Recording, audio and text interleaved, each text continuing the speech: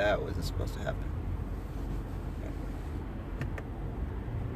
You hear George and I years ago, Jacques Vallée. You hear George and I talk about him a lot. Astrophysicist from France, the godfather of ufology. In his book Invisible College, he talks about that same thing happening. A guy that can meditate and make these things show up. He brought the guy to the Pentagon, and out of the window, I think it was a colonel or something, the guy made a UFO show up, and it's in his book. Well, I happen to know a guy that can do that, and I'm hoping and have every reason to believe that he will be in the documentary, and he'll do it for us. And this is a kid, I think he's like 22 years old.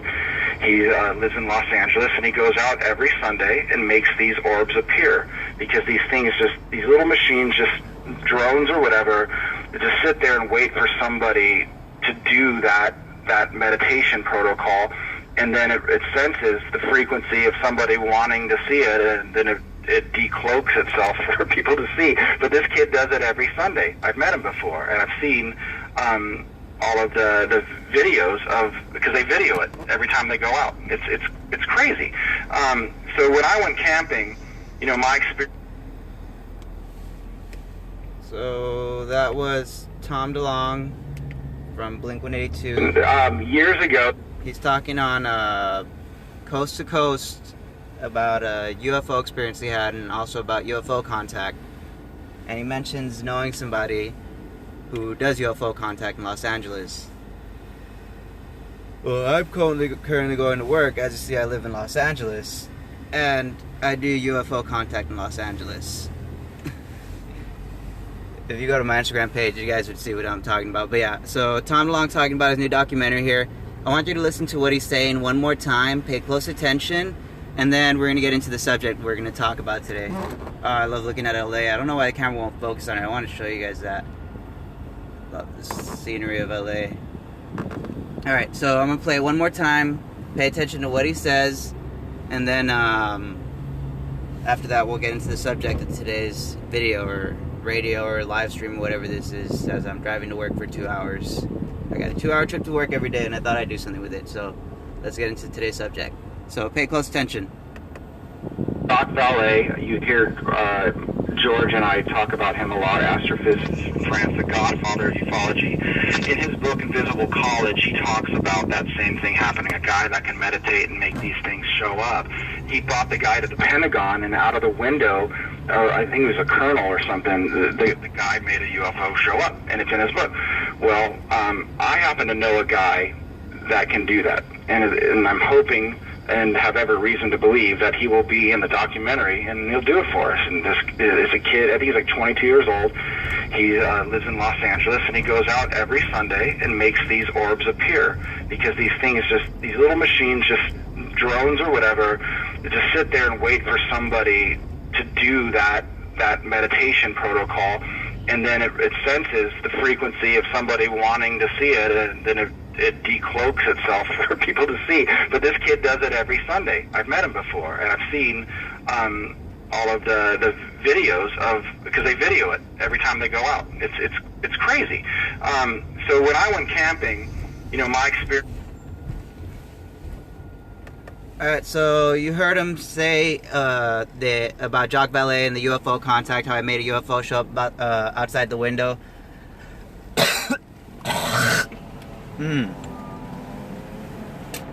That was gross. Sorry about that. So, I laugh every time I hear that, because that's something I've done a lot with my friends.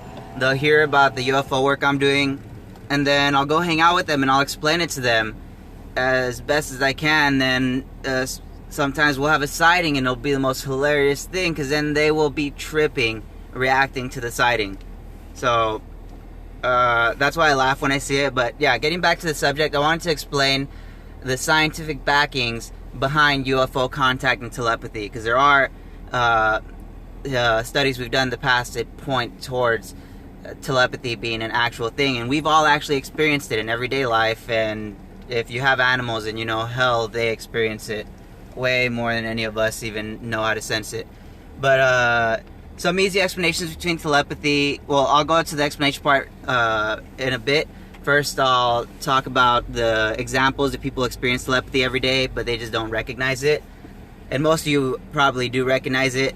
But think about the moment that happens a lot in your life. It happens way too frequently for it to be a coincidence, where you think of someone and all of a sudden they text you. You think of a family member, a cousin, a girlfriend, or just you think of someone and all of a sudden they call you or they text you, like if somehow they knew you were thinking about them, or some weird coincidence, or maybe they were thinking about texting you and then you all of a sudden thought about them because of that, and then you received the message in a couple seconds.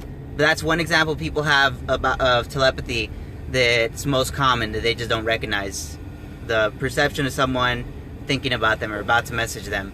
The other one is having the same the same thoughts. Like, when you finish somebody else's sentence, or you know exactly what they're going to say, you're thinking what they're going to say, and then they say it right after.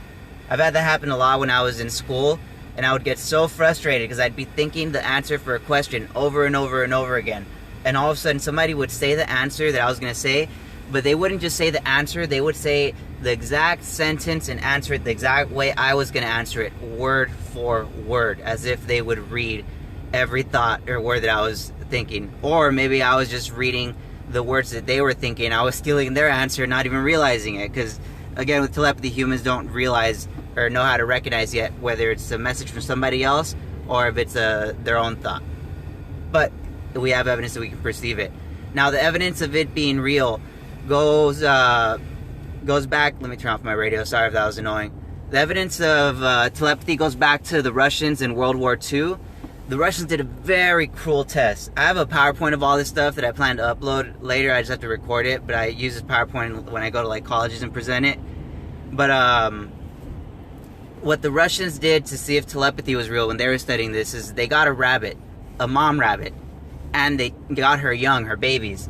They took the babies 50 miles into the ocean, and they kept the mom on mainland.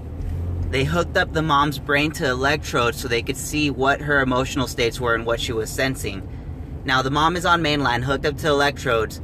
The babies are in a submarine, and they shoot the babies in a certain time sequence. So they shoot one baby, they wait a couple hours, they shoot another one, they wait a couple hours, they shoot another one, they wait a couple hours. And every time they killed one of the babies, I know it's a cruel experiment, but it proved something. Every time they killed one of the babies, 50 miles away on the mainland, the mom's electrodes would show that she was releasing a certain chemical that shows that animals are in distress, or basically mammals are in distress. So she was releasing this toxin indicating that her brain was in distress every time one of her babies was killed. So that showed that there was an actual chemical reaction caused by an emotional state in the rabbit's brain being released when her young were killed 50 miles away in the mainland.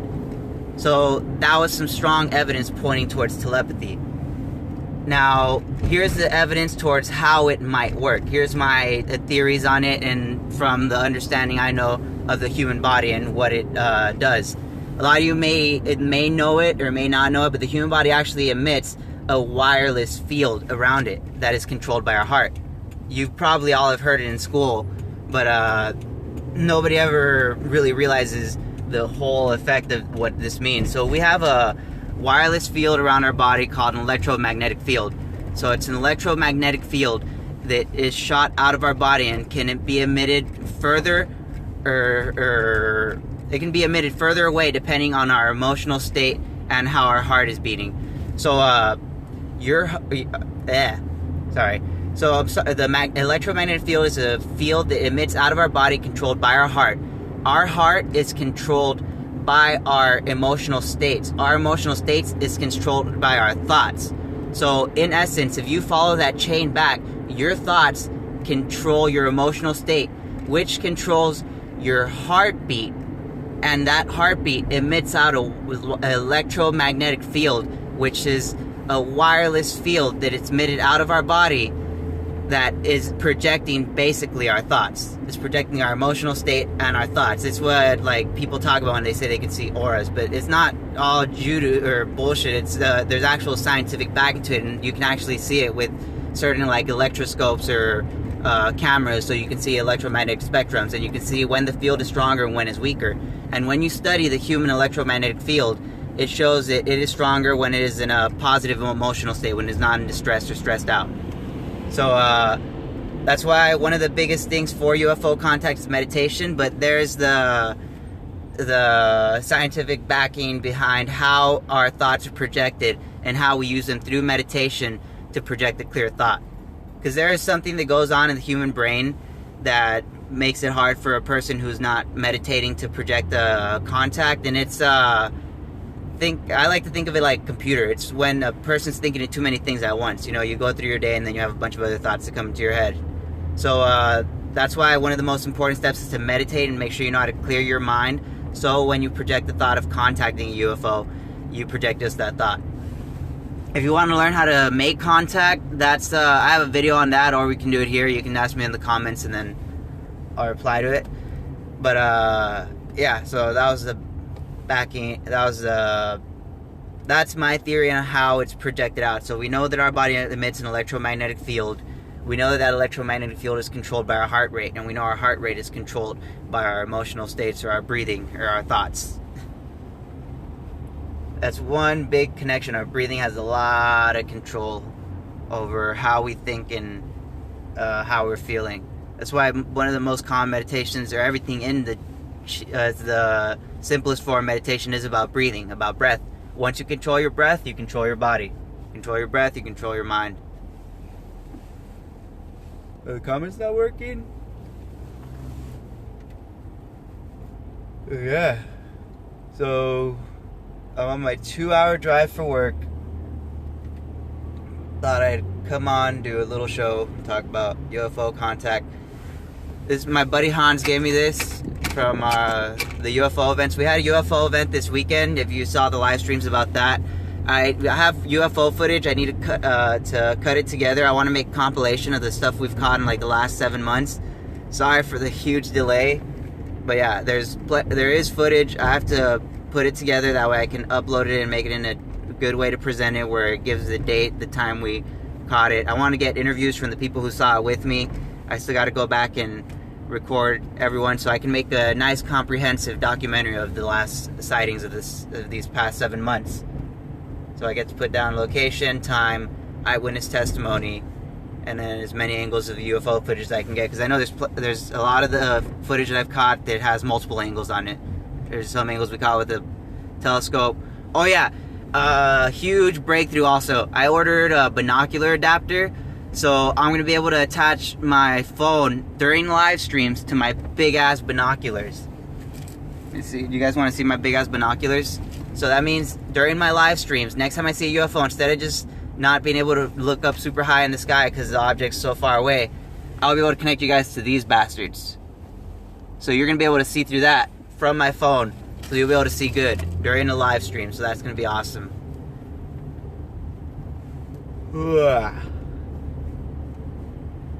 LA, guys, some of the worst traffic. But yeah, so I'm excited for that. I'm waiting for that to come in. That's set to come in. Holy crap, I think it's coming in today. I ordered it 2 days ago. Today's the second day. I got it through Amazon Prime, thanks to my sister. She has a Prime account, so you know how those Mexicans do. We always just swap with the family. I get Hulu, she gets Prime, and my brother gets Netflix, and then it just, we all buy one thing and then we all share. Economics.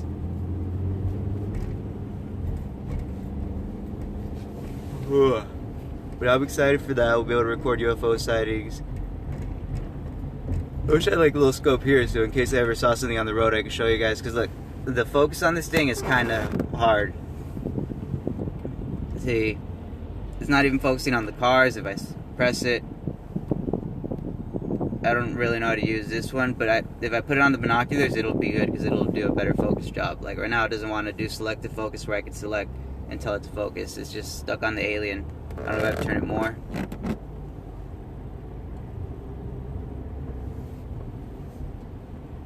There's a cop up there.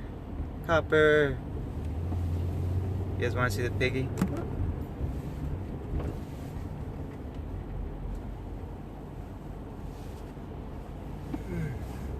Let's get into UFO contact. So, how to do UFO contact.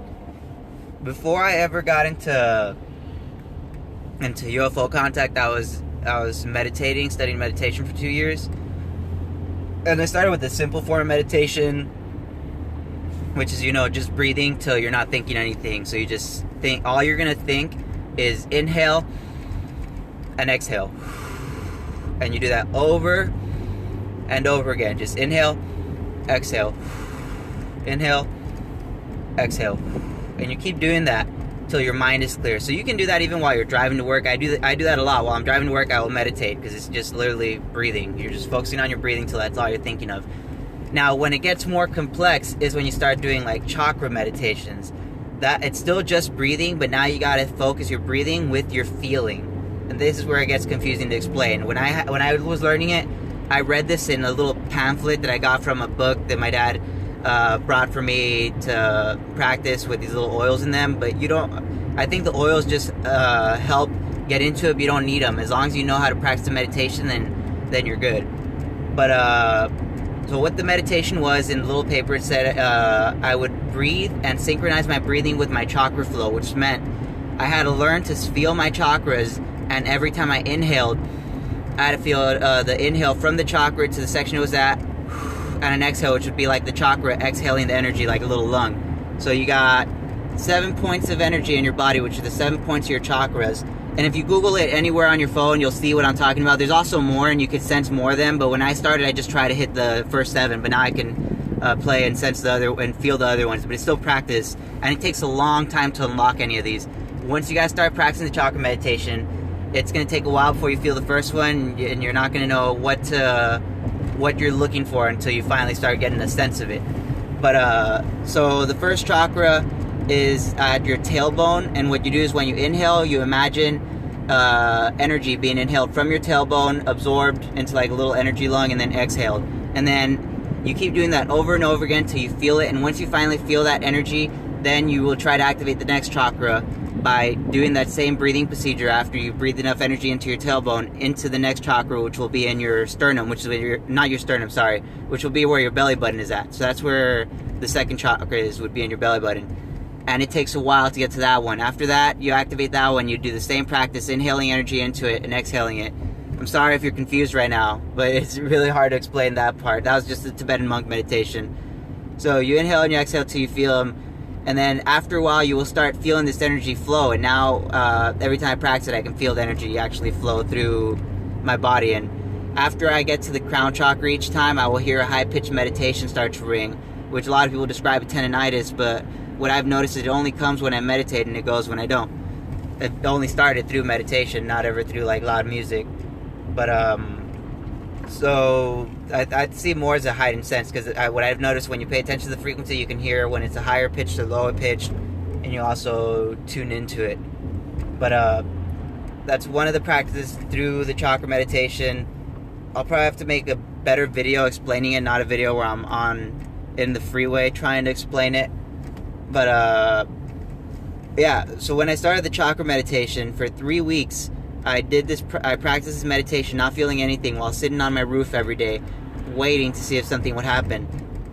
And so for 3 weeks, I sat on my roof and I was practicing this breathing meditation. I was able to get into the regular meditation sense, which was a good practice for me. I was able to clear my head, which is probably why I wasn't able to get into the other chakra meditation, because I had to get more into practice of being able to clear my head. Which is why the most important meditation for you before you even try chakra meditation is just simple breathing meditation, being able to clear your head. So just inhaling, exhaling, till there's nothing else in your mind. And then after that's when you would try the chakra meditation. And then, so for 3 weeks I practiced the breathing meditation, still nothing. And then finally I started feeling the energy actually flowing in very small amounts. And then after that, it was funny because then it only took 3 days to get the next chakra open. And then from that, it continued in that pattern of 3 days until I got stuck at my heart chakra. So I went up to 3 days later after the chakra at the tailbone, up to the chakra in the belly button. Then 3 days later to the one in the sternum. Then it took another 3 days to get the one in the heart running. So from 3 weeks to 3 days, 3 days, 3 days. And then finally at the heart one, I got stuck.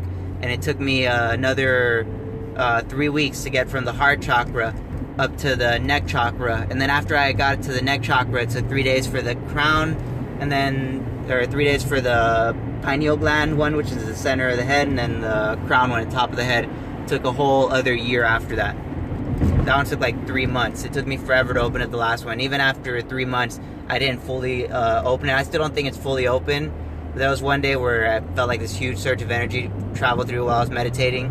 So I think it's more than before. But it takes a long time to get into chakra meditation, but I don't think it's completely necessary to make contact. I have friends who never practiced it and have been able to make contact and call in sightings. But this is just what I did before I ever got into UFO contact. I did the meditation practices, and then I got a sighting on basically my first attempt. So I feel the meditation was something strong to do with it. I hope the connection doesn't cut out. I'm driving through the mountains right now, so it might make it really shitty.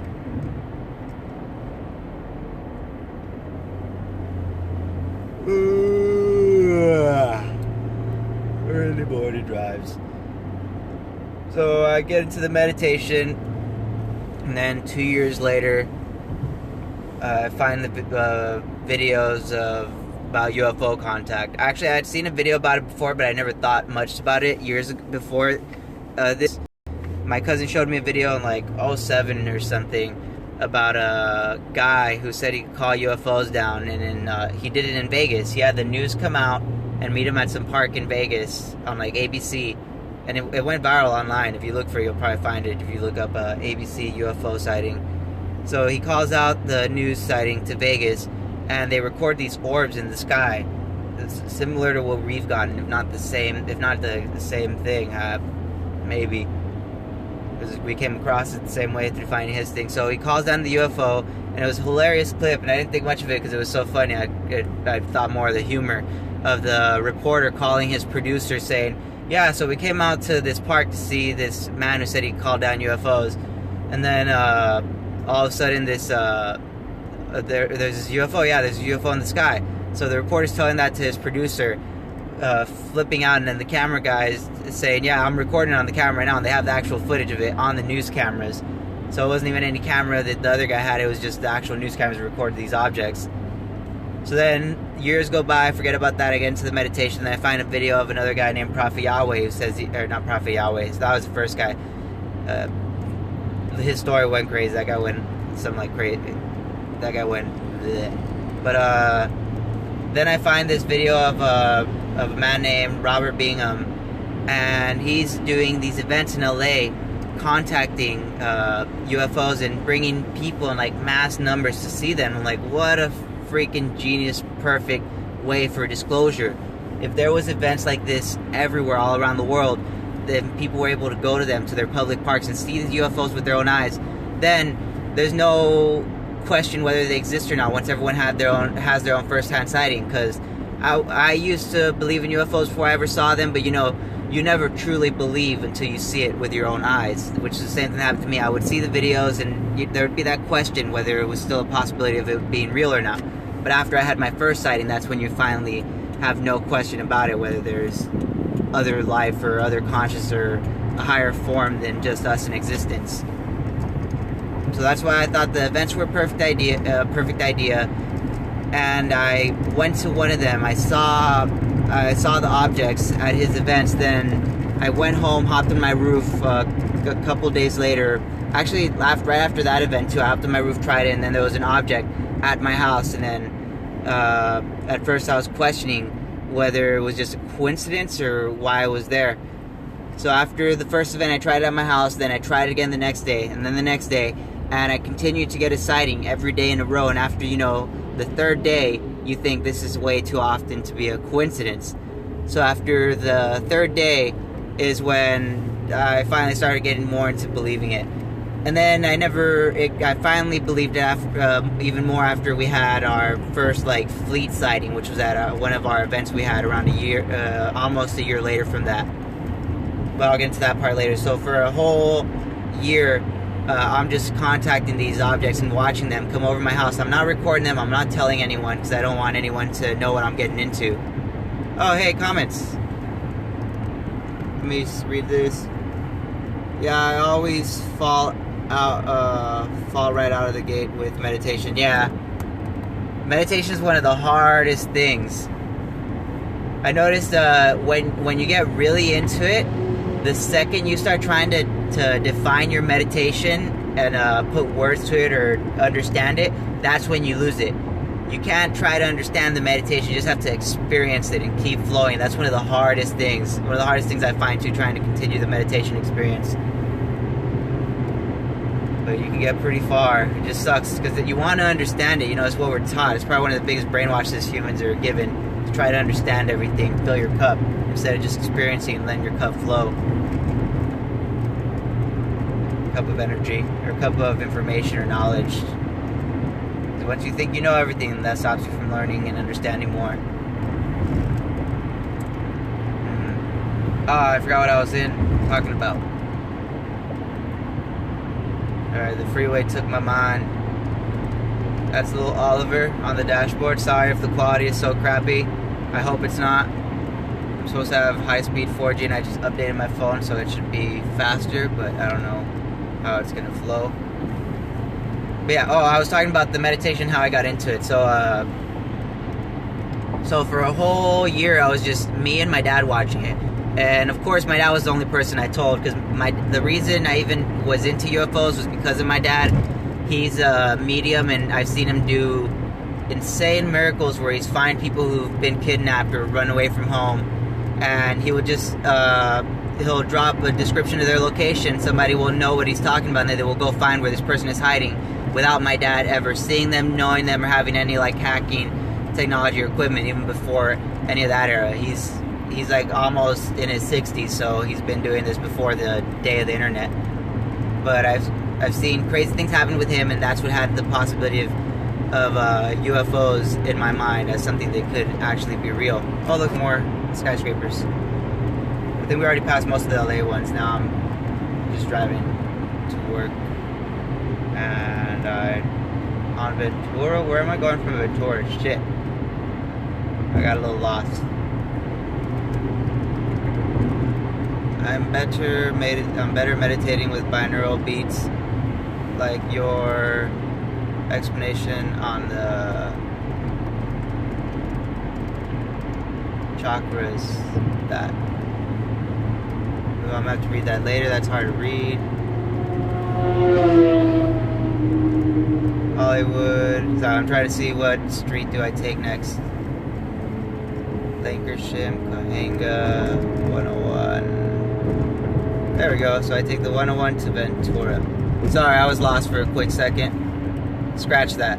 Oh, that's what I said. Scratch that. Right.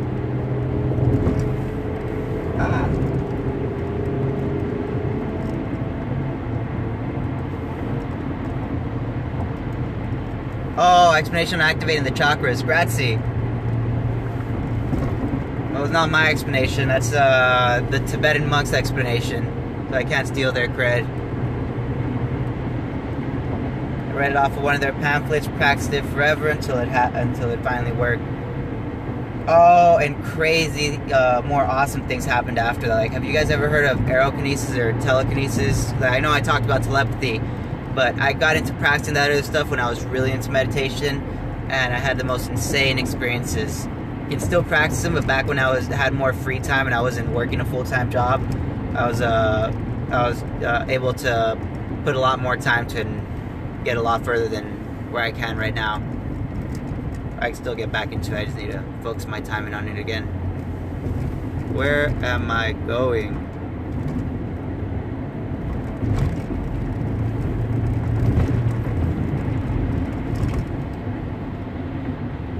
Ventura.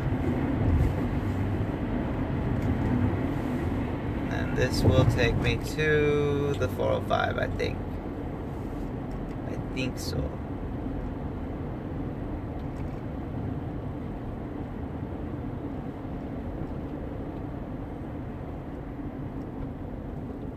Oh no, binaural beats are fine. I've had the most insane experience with binaural beats. I actually want to go to Switzerland thanks to binaural beats. It's a weird story, but I was in Vegas and I was listening to binaural beats. I had some headphones on. I did the whole shing ding, covered my eyes up to close out all light, and I was meditating my chakra meditation while listening to binaural beats, sitting in a hotel in Vegas, just trying to meditate through the night. I was there with family, so I start the meditation. All of a sudden, I see these, it takes 15 minutes into the meditation. I get 15 minutes in until I finally get to my crown chakra. And when I hit my crown chakra, this swirl starts happening, and I start seeing this tunnel in my vision. And the tunnel turns into, like a water, like a cave with water at the bottom.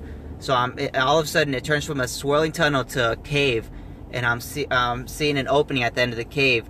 And I fly out of it, and when I fly out of the cave, I see this city.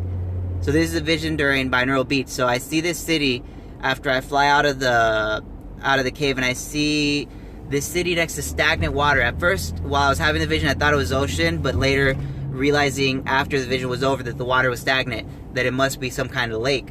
So the vision was so vivid that it was stuck in my head for 2 years till I finally located what I had seen. So I see this city by stagnant water with this certain church-like building, and it has 2 towers next to it, a clock in the center. And I remember it so well that it stays in my head. And it was almost 2 years later, about a year and a couple months later, I think about it and I start drawing it on paper. And after I draw this place on paper, I start searching it on Google. I start searching city by ocean, 2 tower clock building, and I keep searching, and I search it for like a couple hours. And later that same day, after I drew the picture, I find it. Damn, meant to turn off the notifications. Sorry if that was annoying. But later I actually find the what's it called? I actually find the city I had the vision of by the ocean. It apparently is in Switzerland, and the cave, there's a sort of cave thing there that's carved out of the mountainside, and it's a lion shape. It's like a lion little cave carved out of cliffside or something they have there. But it looks exactly like the vision I remember seeing when I was using the binaural beats and doing the chakra meditation. So I want to go to Switzerland to see what that's about. Might be connected with the UFOs, or who knows. But yeah, it is okay to use binaural beats with your meditation. Whatever helps, whatever makes it better for your mind to be clear, and that's what'll make it easier for you to project the thought of a contact to invite something in, or not invite something in, to, well, I guess so, ask something if it wants to show up. So I don't like the words other people use, like summon, because summon sounds so horrible, like you're forcing something to show up. No, it's just you're asking a higher conscious if it wants to show up. Awesome story. I'm going to do a meditation with binaural beats. Sorry, I'm like seeing it with my peripherals. Called chakra activation. Each chakra corresponds to a different hertz.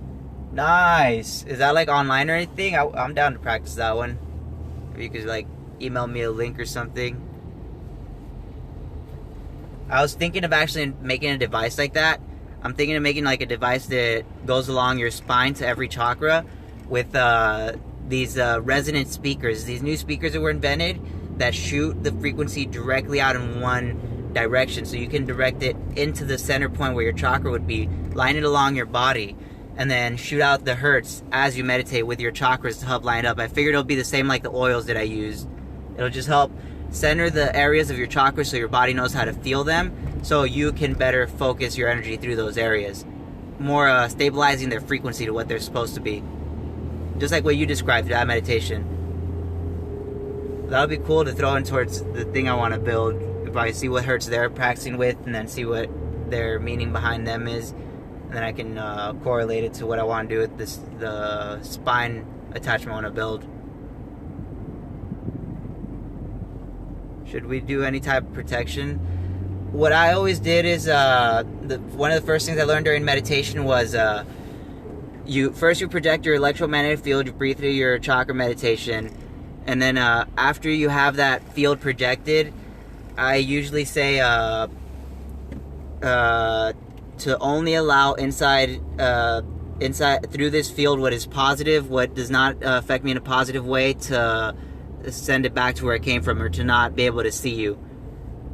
There's also a religious way that I learned to it. If you're not religious, you don't have to try that one. Both ways work. It could just be the meditation one, where you say only positive things can go past this field and see inside. The other way is I would say Archangel Gabriel and Archangel Michael come to me, keep with me what's only from my Father, and what if only allow to come to me what affects me in a positive way, and what doesn't affect me in a positive way, send it back to where it came from. I know it's a tongue trip and it's a long thing, but the basic essence behind it is projecting the only positive things can come into your reality, and anything that's negative avoids you and your frequency. Projecting that idea.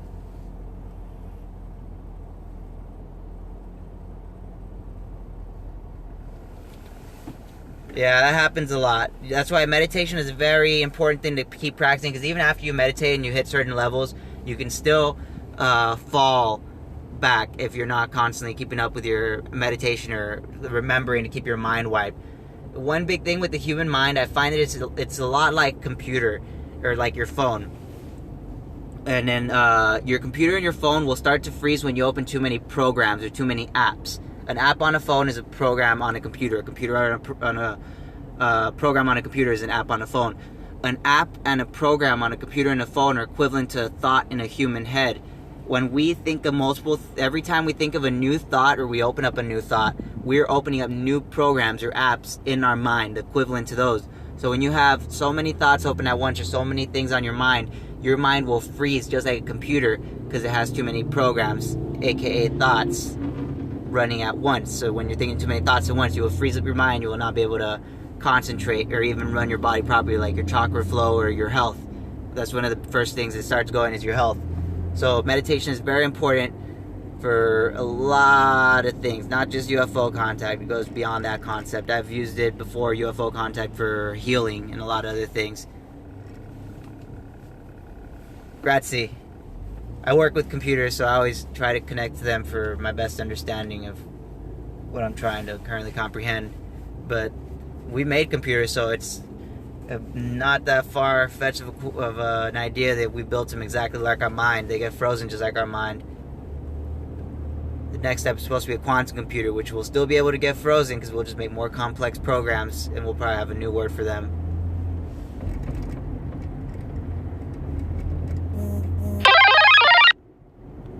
I am almost at work. It was fun hanging on the live stream. Thanks for hanging out. I'll get that UFO footage up soon. Hope this helped you better understand UFO contact, and I'll probably do another broadcast tomorrow on my other 2-hour drive to work. As for now, I need to see what street I get off on the valley. But it was fun hanging. Get into that meditation, continue it. First meditation is important, is just the breathing. Only do the breathing till your mind is clear. After you got your mind clear, get into the chakra. Once you clear your mind, then you'll notice it starts getting a lot easier. Until you clear your mind, then it's a little hard of a step to get there. Oh wait, actually I can hang on a little longer. I just see the 405. Now I know where I'm going. Alright, cool. I was lost for a second, so I was seeing the 405, so I had no idea where I was going to go, so I can chill for a little bit.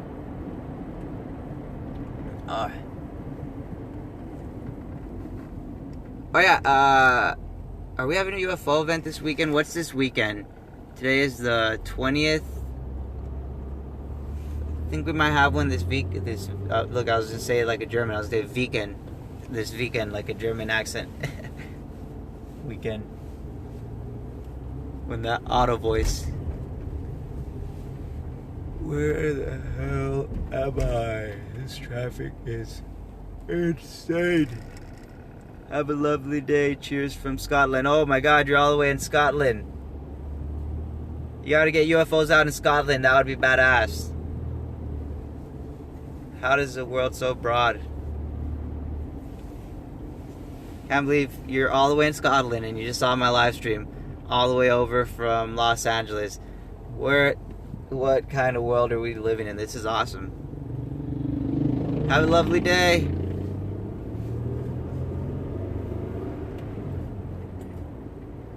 $8:56. Alright, 8:56. I gotta see what street I get off on. Alright, it was fun hanging, guys. I'll see you tomorrow or maybe later today. We'll see. Adios, amigos.